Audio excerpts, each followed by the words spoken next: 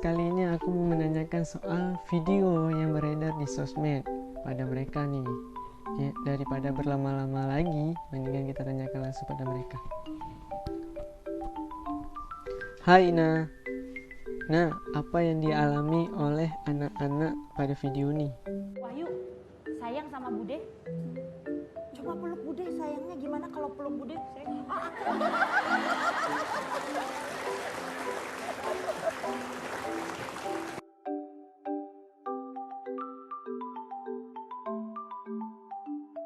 Hai juga Rul, itu disebabkan si anak mengalami gangguan intelektual dan gangguan komunikasi gitu Rul. Paham. Untuk mengetahui lebih dalamnya, dengarkan dan simak video ini aja Rul. Oke Rul. Nah, pada awalnya ini Ina akan membahas tentang gangguan intelektual pada video kasus pertama. Dan untuk kasus yang kedua, yaitu tentang gangguan komunikasi, akan dijelaskan oleh teman-teman lainnya. Nah, teman-teman semuanya, pasti kita masih banyak yang belum tahu apa sih gangguan intelektual itu? Gangguan intelektual adalah gangguan perkembangan otak yang ditandai dengan nilai EQ di bawah rata-rata orang normal dan kemampuan untuk melakukan sesuatu atau melakukan keterampilan sehari-hari yang sangat buruk atau cukup buruk. Terjadinya pada kondisi atau perkembangan otak ini menyebabkan seseorang itu menderita gangguan intelektual. Baik, kita masuk ke dalam penyebab terjadinya gangguan intelektual dalam kasus ini. Disebabkan oleh gangguan kondisi otak yang dapat terjadi akibat beberapa faktor. Di antaranya, yang pertama cedera, misalnya cedera karena lalu lintas, tabrak motor, ataupun lain sebagainya. Yang kedua, seperti adanya faktor genetik. Yang ketiga, penderita penyakit yang mempengaruhi fungsi otak seperti infeksi pada otak, misalnya meningitis atau lain sebagainya. 4. Gangguan saat kehamilan seperti kekurangan nutrisi selama kehamilan itu atau lain sebagainya. 5. Gangguan saat melahirkan seperti kekurangan oksigen atau melahirkan prematur. Pada kasus tertentu, penyebab gangguan intelektual ini tidak diketahui secara pasti. Untuk gejalanya, pada setiap pasien itu dapat berbeda-beda. Karena apa? Karena tergantung tingkat keparahan kondisi yang dialaminya. Gejala yang dapat timbul pada penderita retardasi mental ini berupa yang pertama, kesulitan dalam berbicara. Yang kedua, lambat dalam mempelajari hal-hal penting seperti berpakaian dan makan dan lain sebagainya. 3. Kesulitan dalam mengendalikan emosi seperti mudah marah dan lain sebagainya. Dan 4. Ketidakmampuan memahami konsekuensi atas tindakan yang diambil. Yang kelima, penalaran yang buruk dan sulit untuk memecahkan suatu masalah.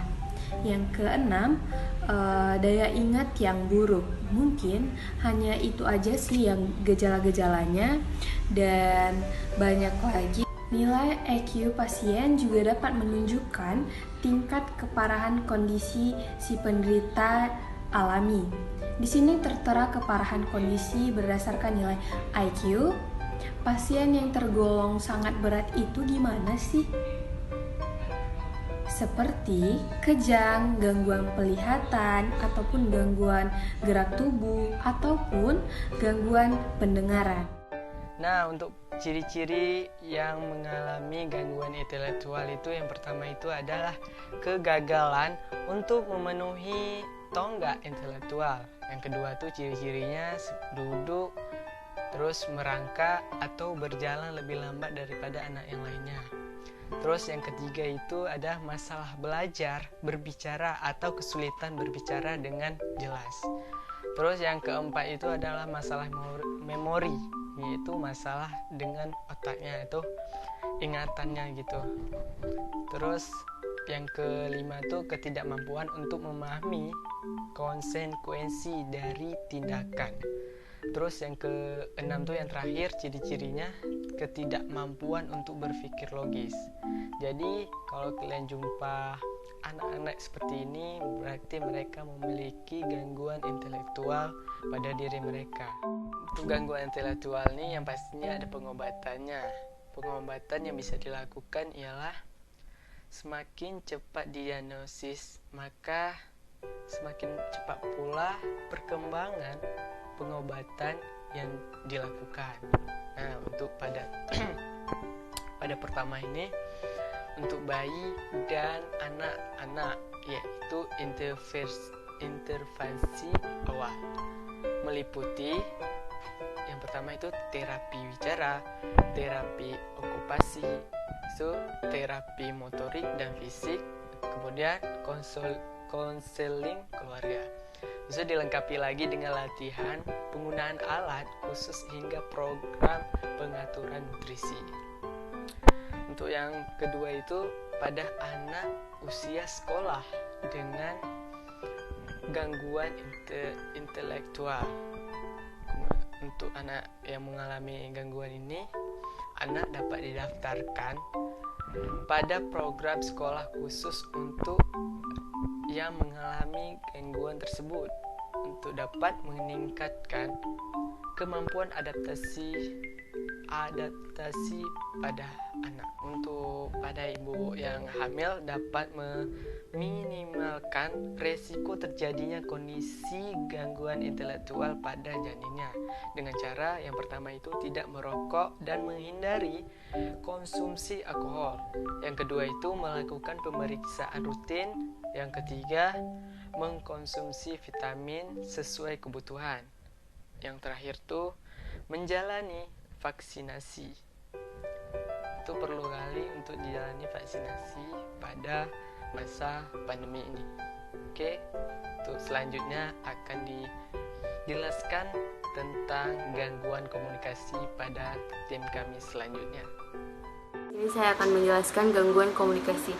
Apa sih gangguan komunikasi? Gangguan komunikasi adalah sekumpulan gangguan psikologi yang ditandai dengan kesulitan dalam berbicara atau dalam berbahasa. Kategori dari gangguan komunikasi adalah gangguan bahasa ekspresif, gangguan bahasa campuran resepsi ekspresif, gangguan fonologi, dan gagap.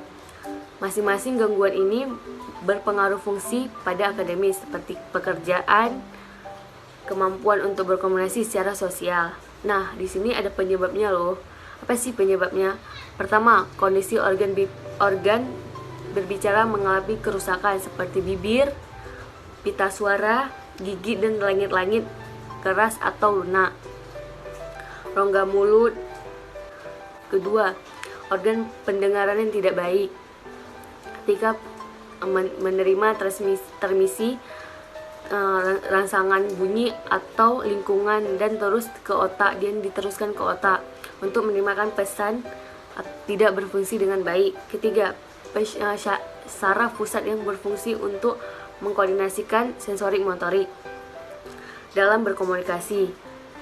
Nah, gejalanya ada 3. Yang pertama, berulang kata, seperti ketika berbicara dia mengulang kata. Kedua, tidak pandai mengolah kata. Ketiga, tidak mengerti lawan bicaranya dan tidak kemampuan untuk memahami pesan yang disampaikan. Nah, sekarang kita masuk ke ciri gangguan komunikasi.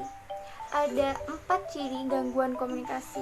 Yang pertama, tidak memiliki perhatian untuk berkomunikasi dengan orang-orang di lingkungan dengan tujuan bersosialisasi. Yang kedua, sewaktu kecil, gumamam yang biasanya muncul ketika anak sudah mulai atau sebelum dapat berbicara tidak muncul.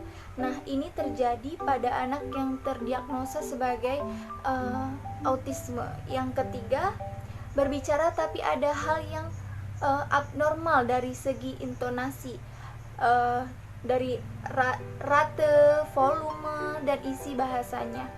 Yang keempat, sering tidak memahami ucapan yang ditunjukkan pada mereka, sulit memahami bahwa satu kata memiliki makna atau banyak arti.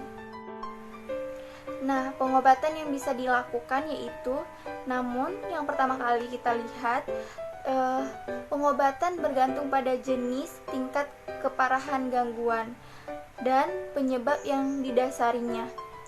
Nah, lalu kebanyakan orang dengan gangguan komunikasi mendapat manfaat dari perawatan terapi kelompok. Nah, gitu Rul. Gimana menurut kamu?